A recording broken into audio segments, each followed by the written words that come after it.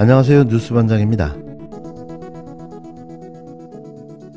윤석열 대통령 장모 최은순 씨 구속의 1등 공신인 장제원 의원의 과거 발언이 화제 만발입니다. 이번 윤 대통령 장모의 구속으로 다시 한번 화제가 되고 있는 영상이 있는데요. 보면 볼수록 신박하기 그지없습니다. 지난 2018년 10월 19일 오전 국회 법제사법위원회 서울중앙지검 등 국정감사에서 당시 윤석열 중앙지검장에게 현재 윤핵관 중 윤핵관인 당시 자유한국당 장제원 의원이 처가의 비리를 요목조목 짚어가며 촌철 살인의 질문을 던졌는데요. 당시 윤석열 중앙지검장은 굉장히 당황해 입틀막하며 어버버버 할 말을 하지 못했습니다. 그러더니 돌변에 거품을 물고 무대뽀로 화를 내기 시작했는데요. 이에 질세라 장 의원도 맞대응하며 장모 최은순 씨 비리에 대한 진실 공방의 설전을 이어나갔습니다. 이런 장제원 의원이 불과 4년 만에 너무나도 뻔뻔스럽게도 지금의 윤핵관이 되어 있는 건데요. 이 장면을 볼 때마다 저는 웃음이 터집니다. 오늘의 적이 내일의 동지가 될 수 있는 참 희한한 신세계. 그게 바로 대한민국의 정치판인 거죠.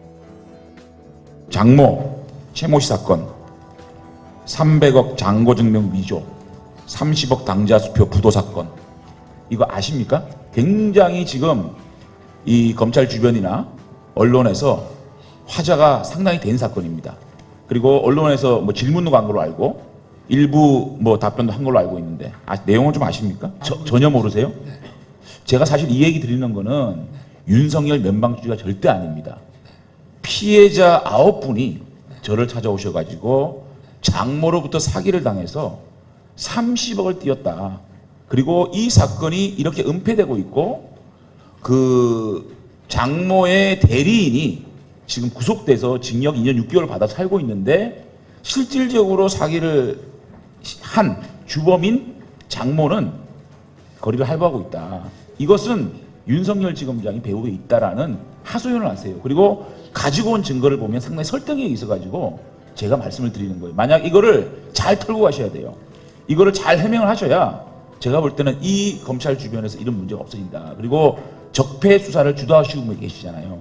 또 노회찬 의원님 돌아가신 거 조의를 표하면서 정의로운 검찰 말씀하셨는데 본인의 주변에 굉장히 정의로워야 된다는 생각을 하거든요. 그래서 이 문제에 대해서 좀 여쭙습니다. 이거는 이제는 장모의 문제가 아닙니다. 피해자가 9분이 30억을 피해받았다고 얘기를 하고 있고 이 사건의 은폐의 배후에 윤석열 지검장이 있다라고 온 데를 돌아다니면서 이 피해자들이 말씀을 하고 있어요. 그렇기 때문에 이건 본인 문제예요. 이제 장모 문제가 아니라. 그리고 이 팩트들이 상당한 증거와 팩트가 있거든요. 그래서 제가 좀 설명을 드릴게요.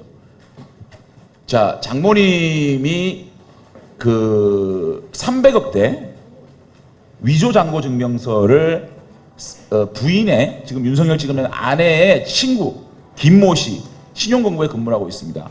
이 공모를 해가지고 잔고 증명서를 가지고 대리인인 안소연, 지금 이 안소연은 구속돼 있습니다. 사기 사건으로. 이 안소연 대리인을 시켜서 피해자 3명, 임모 씨 등 3명에게 30억의 당자 수표를 끊어줬는데 이것이 현재 부도가 나서 돈을 못 받고 있다. 전적으로 이런 얘기입니다. 이런 사건인데 먼저 이제 증거 자료를 좀 제시를 해보겠습니다. 좀 넘겨보세요. 자, 이게 장모님이 그 부인의 친구인 김모 씨와 짜고 잔고 증명, 내가 300억이 있다라는 잔고 증명서를 뗀 겁니다. 이것이 위조돼서 그 김모 씨, 신한저축은행의 직원인 김모 씨와 공모해서 허위 잔고 증명서를 뗐다는 것은 안소연 씨의 공판에서 그 장모님이 증언을 합니다. 돌려보세요. 자, 여기서 실제로 증인 선서를 하고 장모님이 선서를 하고 재판장과 장모님이 증인으로 답변을 한 겁니다.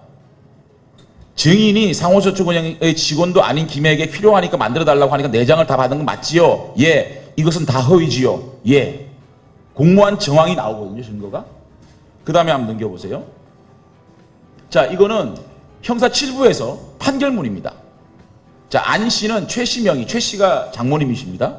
명의의 잔고 증명을 보여주는 사원을 차용했는데 임 씨, 지금 이 피해자입니다.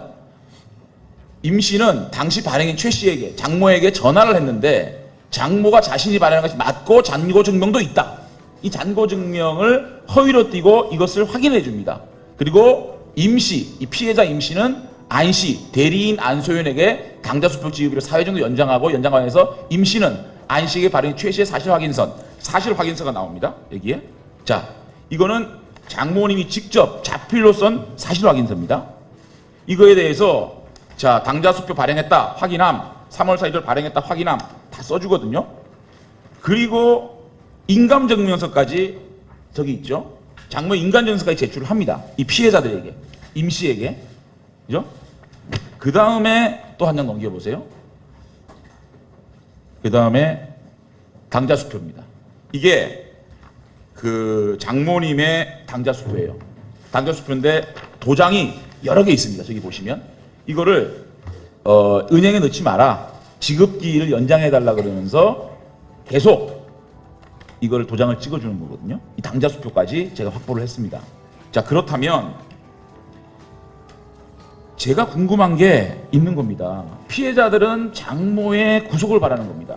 이 대리인 안소연 씨가 구속돼 있는데 왜 주범인 장모는 구속이 안 돼 있느냐, 왜 버젓이 활보하고 있느냐, 이런 얘기고요.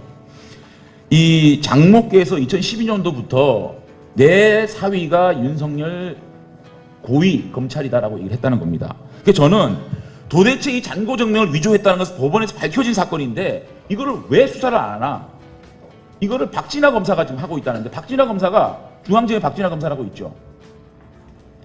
있습니다. 있는데 이분이 이거를 수사를 안 하거든요. 두 번째는 당자수표 30억을 끊어줬는데 이게 부도가 났는데 이 당자수표의 주인인 장모가 왜 이게 형사적 처벌을 안 받느냐. 예금 부족 거래정지 처분으로 제시 기일에 지급되지 않을 경우에 5년 이하의 징역이 형을 받게 돼 있습니다. 그러니까 이런 것들이 도대체 납득이 안 된다. 그래서 그 배우의 윤석열 지검장이 있다. 1,000만 원, 2,000만 원도 아니고 30억을 국민들의 피해를 준 겁니다. 글쎄, 국감장에서 이런 말씀하시는 게 적절한 건지는 모르겠습니다만은 저는 정말 모르는 일이고, 또 아까 박진아 검사라고 뭐 중앙지검에서 수사를 한다는데 중앙지검에는 저희 친인척과 관련된 사건이 하나도 없습니다. 그리고 이 사건이 지금 어디에 있는지 아십니까? 제가 여쭤보겠습니다. 이게 지금 어디 고소가 됐거나 뭐 소송이 들어온 게 있습니까? 예. 네. 아니, 어느 청에 이게 여기 지금 아마 검사님들도 와 계시니까 고소가 아마 300억 피해를 입었다면 고소가 될 텐데 여기 계시는 검사님께 한번 여쭤보시죠. 그게 어떻게 제 도덕성의 문제입니까, 의원님? 예. 예? 자, 아니, 자, 제가 네. 관련이 돼 있다는 뭐 증거가 있습니까? 아니, 그럼 피해자가 고소를 하면 될 거 아니겠습니까? 어? 아니, 아무리 국감장이지만 이건 좀 너무하신 거 아닙니까? 예. 질문은 됐습니다. 예. 예, 질문은 그것으로 끊고요. 나중 추가 질의 때 보충을 하시도록 하고, 그 질문에 대해서 검사장님 답변하실 게 있으면 하십시오. 아니, 이게 국감장에서 정말 이게 아니, 그리고 몇십억의 피해를 입은 사람이 있다면 당연히 그 사람이 민사소송을 걸든지 형사 고소를 할 텐데 저는 그 사건이 어디에 있는지도 모르고 내용을 모릅니다. 그러면 예, 좋습니다. 신동아에 뭐가 났다고 우리 직원이 갖고 왔길래 저는 안 받습니다. 예. 그러면 그 해당 검찰청에 왜 수사가 안 되냐 이렇게 물어보시든가 해야 되는 것이지. 이건 좀 너무하신 거 아닙니까? 예, 좋습니다. 예. 위원장님, 피감 기관의 지금 증인이 국회의원의 발언에 콘텐츠를 가지고 문제를 삼고 있습니다. 저는 이건 엄중하게 경고를 해야 됩니다. 제가 이 자리에서 윤석열 지검장의 도덕성 문제, 그 주변에 도덕성 문제를 하든지 아니면 중앙지검의 문제를 삼든지 어떤 문제, 어떤 주제에 대해서도 제가 피감기관 장에게, 증인에게 질문할 수 있고 그 내용에 대해서는 충실히 답변해야 될 의무가 있는 것이 증인입니다. 그런데 국회의원의 발언의 내용을 가지고 이것을 국정감사 해야 되느냐라고 반박하는 증인의 태도는 도저히 용납할 수 없는 태도입니다. 이거는 문백하게 이 국회의원이 질문한 데 대해서 어떤 상황인지를 답변해야지 국회의원이 질문하는 국정감사에 질문한 내용을 문제 삼는 것은 굉장히 오만물순한 태도라고 생각합니다. 위원장님 경고해 주시기 바랍니다. 예, 잘 알겠습니다. 이런 그가 또 뭘 해먹겠다고 이렇게 설쳐대는 걸까요? 국회과학기술정보방송통신위원장인 장제원 국힘당 의원은 23일 더불어민주당이 8월 내 우주항공청 특별법을 통과시켜준다면 민주당이 그토록 원했던 과방위원장직에서 사퇴하겠다고 밝혔습니다. 장 의원은 이날 페이스북을 통해 국회 과방위가 2달 가까이 회의를 열지 못하고 있다며 저는 취임 이래 과방위 정상화를 위해 물밑에서 여야 간 일정 조율에 안간 힘을 써왔으나 민주당은 3차례나 말을 바꾸고 새로운 조건을 제시해 협상을 결렬시켰다며 이같이 말했는데요. 대체 이게 무슨 말일까요? 여지껏 과방위가 열리지 못한 이유는 장제원 의원 탓이었습니다. 매번 온갖 핑계를 대가며 그는 과방위에 불참하며 각종 법안 통과를 미뤄왔는데요. 이제와 자신이 필요한 법안을 통과시켜준다면 위원장직을 사퇴하겠다고 거래를 제안한 거죠.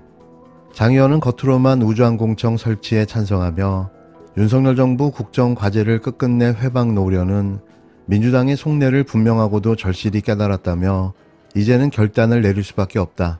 상임위원장 직권으로 과방위를 정상화하겠다고 목소리를 높였습니다. 그는 오는 26일 전체 회의를 열고 업무보고와 현안 질의를 진행하고 31일에는 우주항공청 공청회를 실시하겠다고 밝혔는데요.